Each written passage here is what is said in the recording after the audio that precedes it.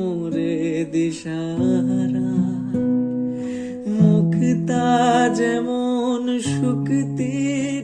Morning বন্ধুরা, welcome to our new blog. আমি টুম্পা একটি নতুন ব্লগ নিয়ে তোমাদের সামনে চলে এসেছি। আজকে রামনবমী বলে আমি আমার ব্লগটি শুরু করলাম। তো আমি এই যে দণ্ডি কাটতে চলে এসেছি।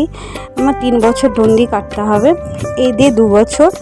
আর আমি বজরংবলীর সামনে মানসিক করেছিলাম যে আমার যদি মনোবাসনা পূর্ণ হয় তাহলে আমি দণ্ডি কেটে এই বজরংবলী বাবার পুজো দেব।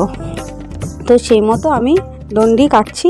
তাও আমাদের 3 মাথা মোড়ে ট্যাপের পাড় থেকে স্নান করে দণ্ডি কেটে কেটে বাড়িতে আসবো, এটাই আমার মানসিক ছিল।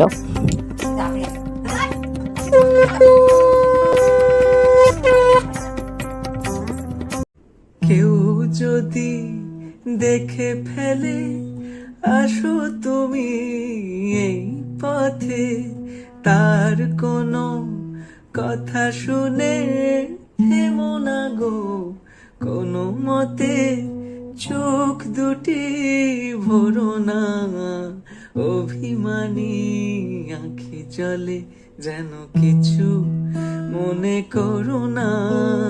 কেউ যদি কিছু বলে যেন কিছু মনে করো না, কেউ যদি কিছু বলে কত কি যে সয়ে যেতে হয়, কত কি যে সয়ে যেতে হয়। ভালোবাসা হলে যেন কিছু মনে করো না, কেউ যদি কিছু কেউ যদি দেখে ফেলে, আসো তুমি এই পথে, তার কোনো কথা শুনে থেমো না গো কোনো মতে, চোখ দুটি ভরো না, অভিমানী আঁখি জলে যেন কিছু মনে করো না।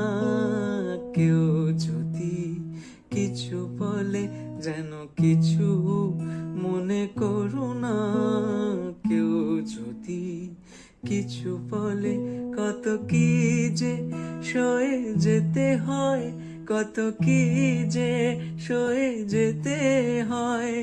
ভালোবাসা হলে যেন কিছু মনে করো না, কেউ যদি কিছু বর্ণে গন্ধে ছন্দে গীতিতে হৃদয়ে দিয়েছ তোলা, রঙেতে রাঙিয়া রাঙাইলে মোরে একই তব হোলি খেলা। তুমি যে ফাগুন রঙের আগুন, তুমি যে রসের ধারা, তোমার মাধুর।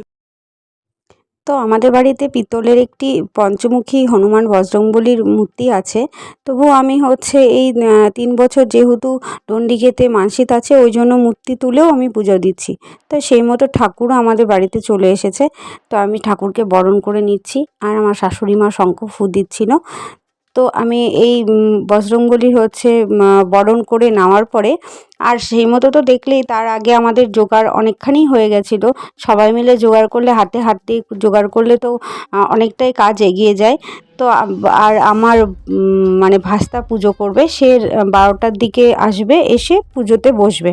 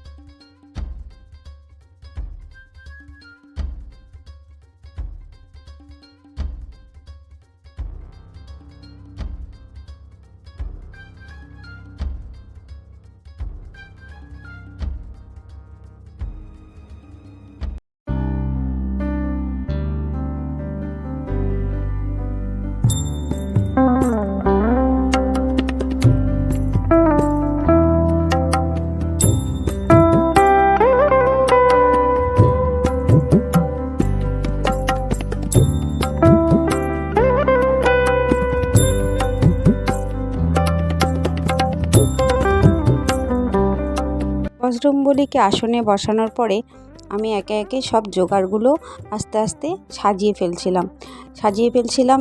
দেখো এই যে ফল কেটেছিলাম, আমান্য ফল কাটা তো বলতে হয় না, আমান্য করেছিলাম, মিষ্টির প্যাকেট, ঠাকুরকে তো লাড্ডুই আসল ভোগ, সেটা দিতে হয়, সেগুলো দিয়েছিলাম।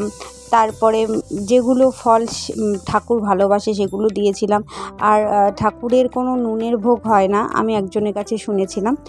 আর এই যে আমার ঠাকুরমশাই চলে এসেছে, মানে আমার ভাস্তা চলে এসেছে, তো ও পুজো করতে বসেও গেছে।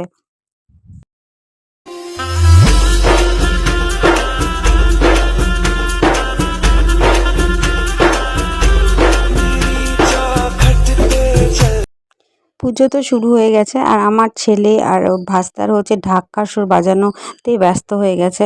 ঘন্টা বাজছে কিনা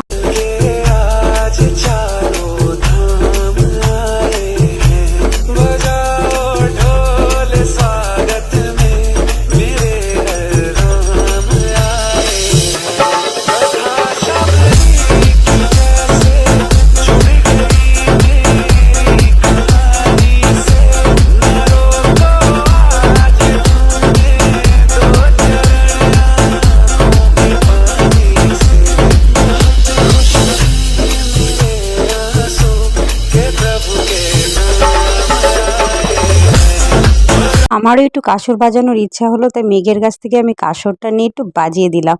কারণ ও হচ্ছে আমাকে দেবে না, তবু আমি জোর করে ওর কাছ থেকে নিলাম, কারণ ও তো বাজাতে শিখবে।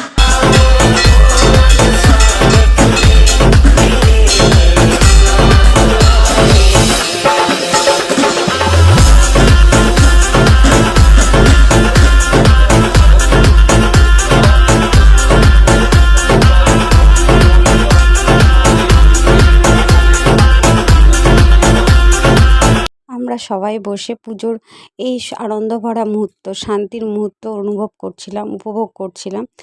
তো এই যে আস্তে আস্তে